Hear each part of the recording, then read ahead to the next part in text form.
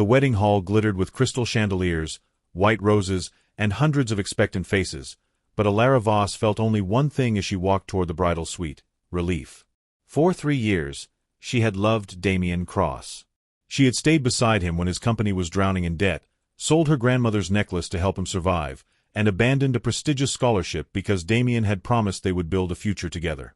Today, she believed that future was finally beginning. Then she heard his voice. Elara stopped outside the half-closed dressing room door. "After the ceremony, she'll be useless to me," Damien said coldly. "Her family's connections are the only reason I'm marrying her." A woman's soft laugh followed. Elara recognized it immediately. Serena Vale. Her cousin. Her closest friend. Her stomach tightened as she pushed the door open. Damien stood inches from Serena, his hands around her waist. Serena's lipstick was smeared, and Damien's wedding shirt was partly unbuttoned. Neither looked ashamed. Damien's expression hardened. "Elara." She stared at them, unable to breathe. Serena calmly adjusted her dress. "You weren't supposed to come here." Elara's eyes remained fixed on Damien. "How long?" "Don't be dramatic," he replied. "How long?" Damien sighed as though she were inconveniencing him. "Months." The word struck harder than a slap. Elara looked toward the wedding ring resting on the table. "Was any of it real?" Damien's silence answered. Serena smiled. "Don't blame him. You were convenient, Elara. Your family could save his company. What did you expect?" Elara felt tears burning her eyes, but she refused to let them fall. She had imagined this day 1,000 times. She had imagined Damien waiting at the altar, her father crying, and everyone applauding as she began a new life. She had never imagined discovering that the man she loved considered her nothing more than a business transaction.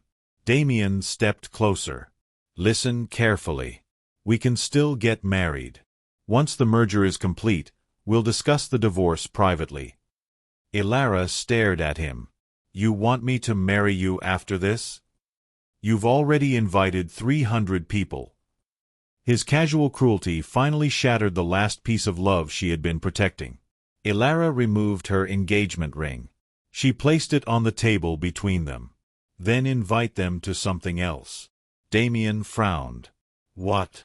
My cancellation?" She walked out before either could stop her. The music died when she entered the ballroom. Hundreds of faces turned toward her. Elara stood beneath the enormous floral arch, still wearing the wedding dress she had once believed would make her happy. Her father rushed toward her. "Elara, what happened?" She looked at the crowd. "My wedding is cancelled." Silence swallowed the room. Damien stormed after her. "You cannot humiliate me in front of everyone." Elara turned. "No, Damien. You did that yourself." She walked outside into the pouring rain. For the first time that day, she allowed herself to cry. A black car stopped beside the entrance. A tall man stepped out. Adrian Mercer. The city's famously private CEO had witnessed everything from the back of the ballroom. He approached without pity. "You've cut your hand." Elara looked down. Blood ran from her palm. Adrian offered her a clean handkerchief. She hesitated. "Why are you helping me?" "Because you're hurt.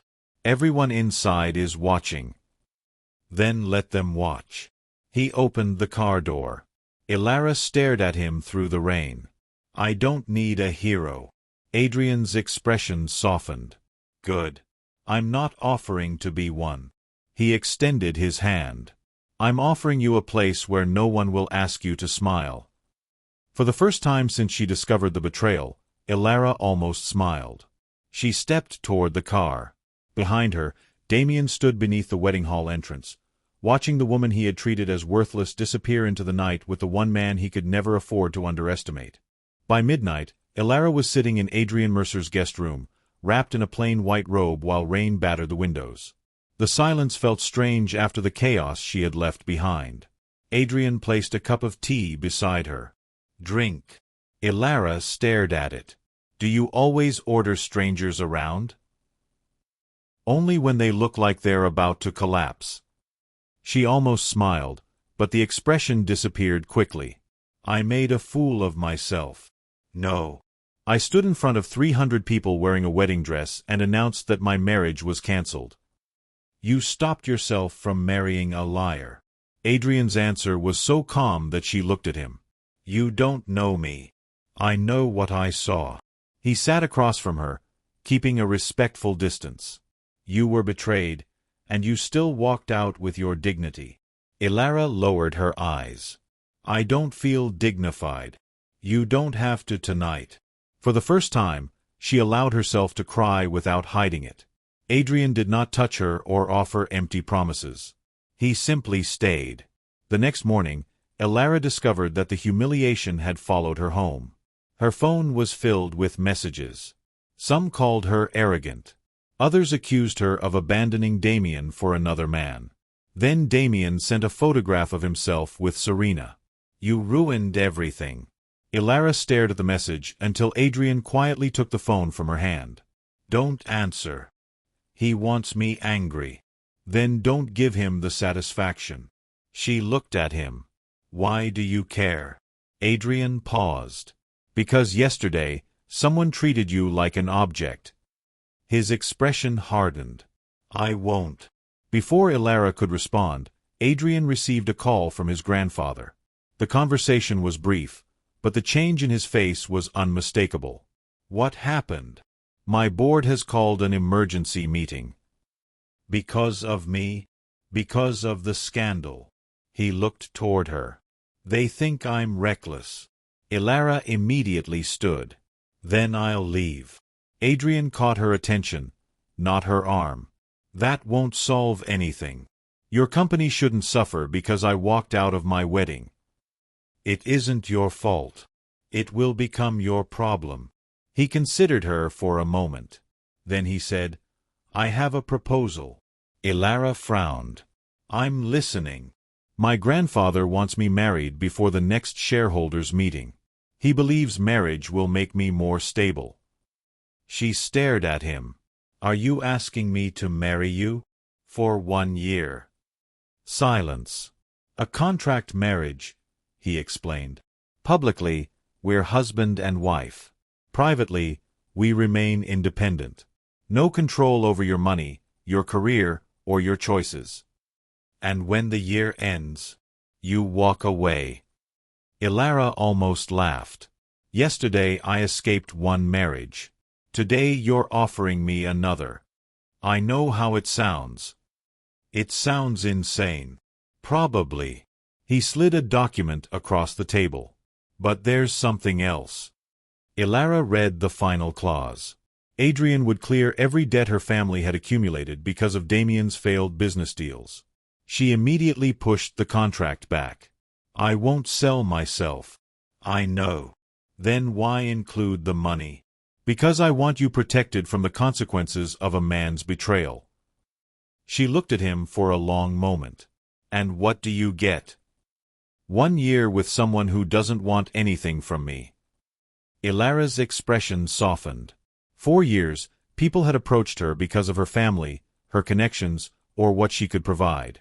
Adrian was the first man who seemed interested in what she refused to give. She picked up the pen. I have conditions. I'm listening.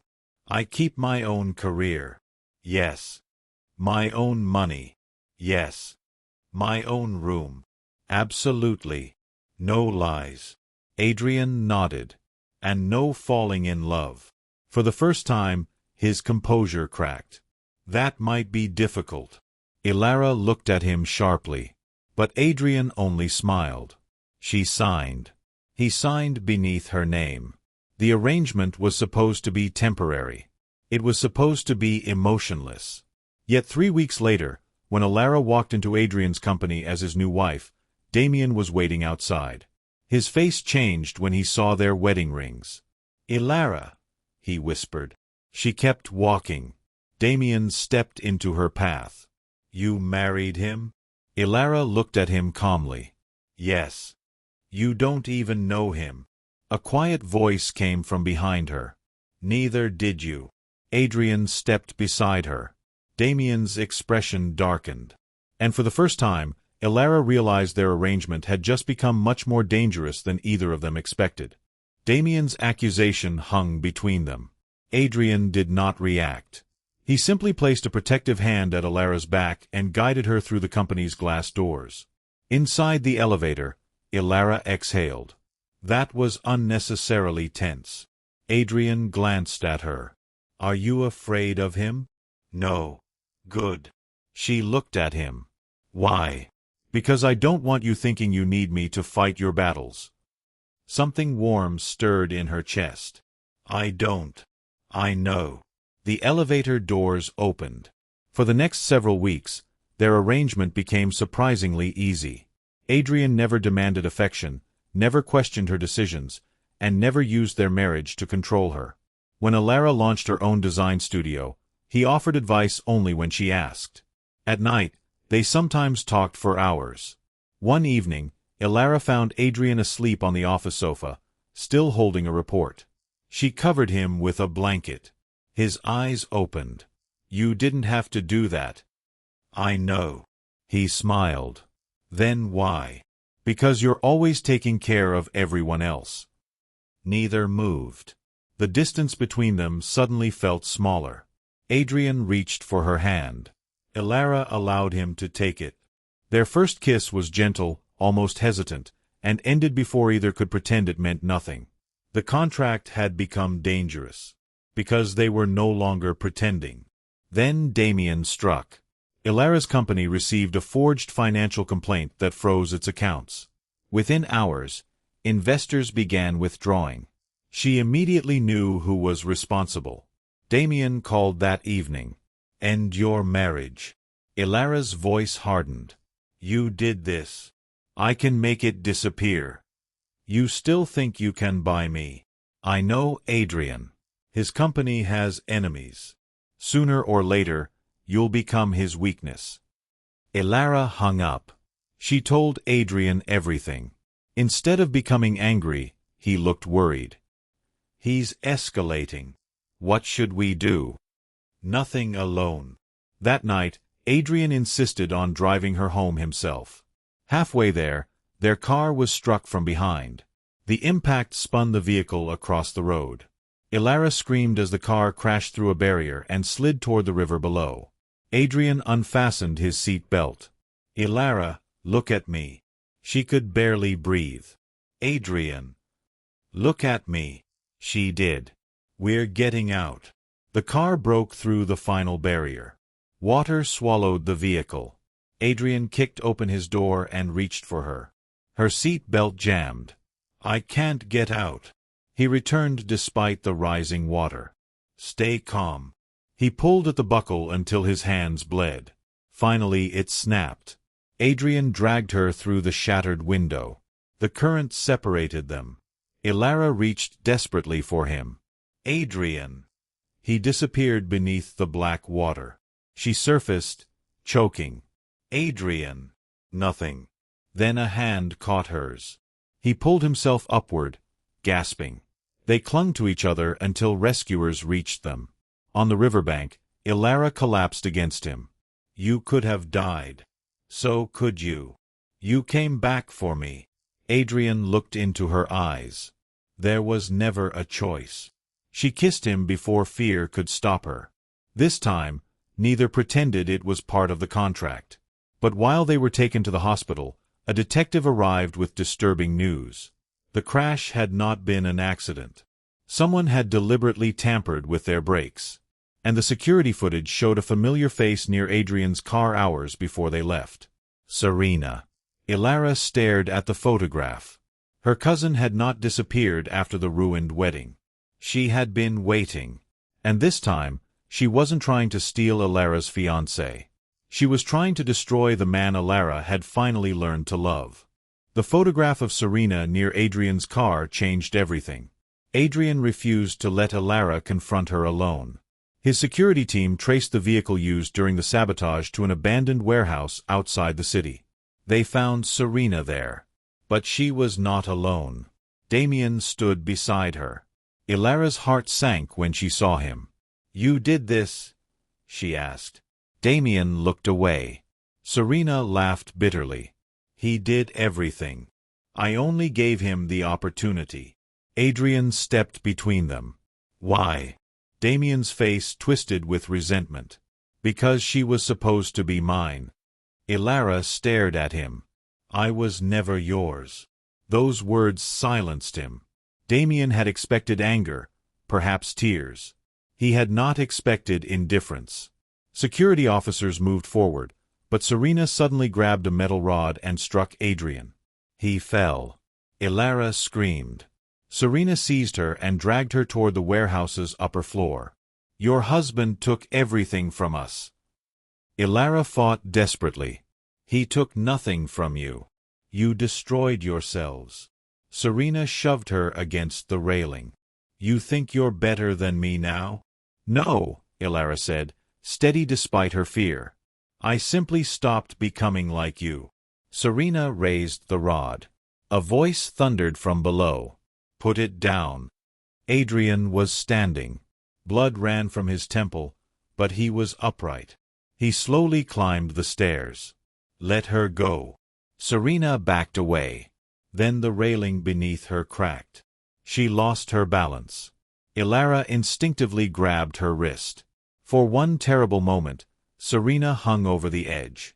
"You'll let me fall?" Serena gasped. Elara tightened her grip. "No." Even after everything, she refused to become cruel. Adrian reached them and pulled both women to safety. Police arrested Serena and Damien.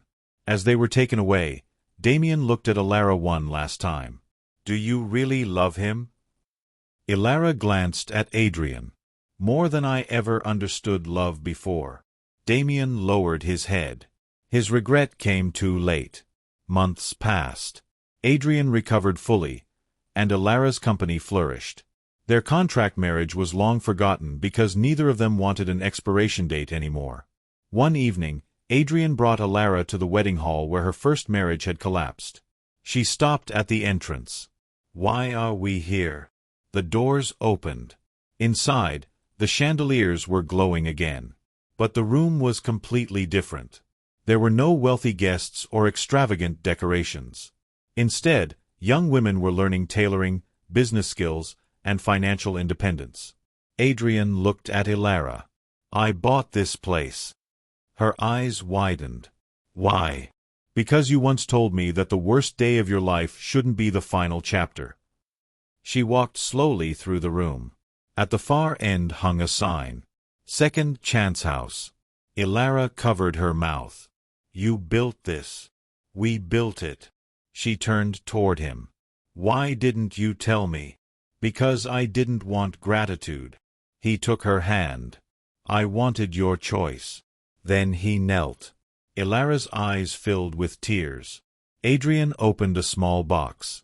Inside was a simple ring. "No contract," he said. "No obligation. No business arrangement. No rescue." He looked into her eyes. "Just me asking the woman I love to choose me." Elara laughed through her tears. "You already know my answer. I want to hear it." She pulled him to his feet. "Yes." Their kiss was interrupted by applause. The women inside Second Chance House had gathered around them.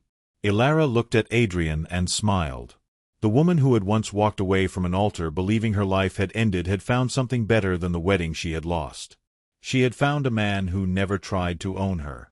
A purpose that belonged to her. And a love she could choose every morning. Across the city, Damien eventually heard about their wedding. For the first time, he understood the truth. Adrian had not stolen Elara from him. He had simply shown her what respect looked like. Damien's greatest regret was not losing a beautiful woman. It was discovering, far too late, that he had once possessed the trust of someone extraordinary, and destroyed it himself. Elara never looked back. Her second wedding took place at Second Chance House, surrounded by women who had rebuilt their lives. When she reached Adrian, she whispered, "This is better than the wedding I imagined." He smiled. "Why?" "Because this time, I didn't come here because I was expected to." She squeezed his hand. "I came because I chose you." And beneath the same roof where her first love had ended in betrayal, Elara began the life she had never known she deserved.